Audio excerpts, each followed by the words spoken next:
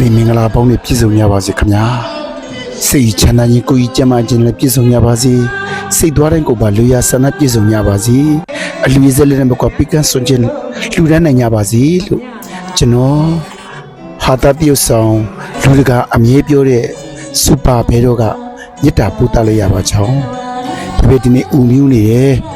ဘယ်ရက်ကွက်ကဘယ်ဒီဝိုင်းလေးကိုအားပေးတာလေဘယ်လဲကိုရက်ကွက်ဆိုပြီးတော့မလျှော့ပါဘူးဘာကြောင့်မလျှော့လဲဆိုကိုရက်ကွက်ဆိုပြီးတော့လျှော့လုပ်တယ်ဖြစ်မှာစလို့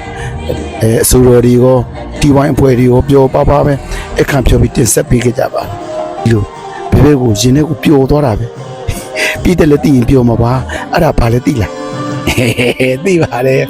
ဘယ်ပြီးတဲ့ကြီးကိုသိချင်နေကြပြီသိရဲ့ဘယ်ဘက်ဘာကြောင့်ပျော်တယ်ဆိုတာသိပါတယ်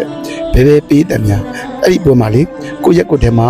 အလူကြီးမှာအခန့်ဖြော်ပြီးပြရတာဘယ်ဘက်တိကိတာအဖွဲ့နဲ့အခန့်ဖြော်ပြီးပြရတာလေဘယ်ဘက်နာမည်ကျန်နေဗျတကယ်နာမည်ကျန်နေပြောရနော်အလူဝင်းနေမို့တို့ဟမ်ရှင်ကဘာတွေပြောနေရလဲ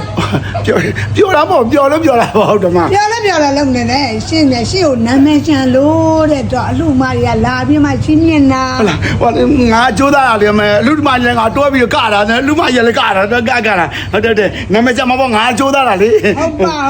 နာမည်ချန်လားမချန်လားတော့မသိဘူးတော့အလူမကိုယ်တိုင်လာတာဟုတ်လားအလူမရောက်နေလားရောက်နေတယ်အိမ်ထဲမှာရောက်နေတယ်ဆရာလေးတော့မွေးပြီလားဆရာလေးတော့မွေးပြီလားလူမကြီးကျေးဇူးတင်ပါတယ်နာမည်ချန်နာမည်လေးချန်ရလို့မို့နာမည်ချန်တယ်ဆိုတာလေဟောကိုရရဲ့နာမည်လေးလာပေးတာပါဒါ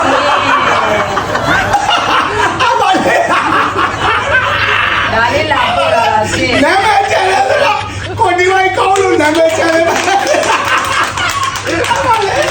ဒီမှာဒီမှာနာမည်ချန်တယ်အားလည်းတိုင်းအထောက်အကူကိုကြိုက်ခဲ့တာဘယ်တော့နာမည်ကျန်တယ်ဆိုတာဒါကိုပြောတာတော့တလားအလူမနာမည်ကျန်နေ